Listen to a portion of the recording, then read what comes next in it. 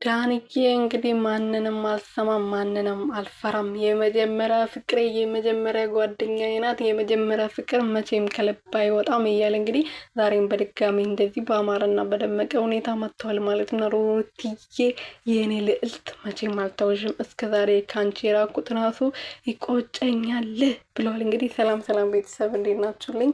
ያለው ፈጣሪ የተመሰገነው በያላችሁበት ሰላማችሁ በዚህ ትርፍርፍ ይበልልኝ። ትላንት ማታ እንግዲህ ለሶስት ነበር ሩትዬ ሲያደርቋት የኔ ካልሆንሽ ሲሏት የነበረው። ዳኒ ግን ማንንም አልስማም ብሎ እንግዲህ አብርሽን ከቤቱ ነበር ያስወጣው ማለት ነው። አሁን ገና ወንድ መጣ የምሬ ነው ማለት ነው። ዳኒ በነገራችን ላይ ይመቸኛል እና ከሩትዬ ጋር ደግሞ ያው አንድ ላይ ሆኖ ሳይሆን ይሄ ፕራንክ እንደሆነ ጨዋታ እንደሆነ የታወቀ ሆኖ ግን ደስ ይላሉ እንደዚህ በቃ ይደባደቡ ትንሽ ማለት ነው። አብርሽ ትላንት ወንድ ወጥቶታል። እንግዲህ የማንም ቅራቅንቦ ቤት ያታምጭ ብዬ ነግሬሽ ነበረ። አንቺ ያልሰማማሽ ከቤት አባርሻለሁ።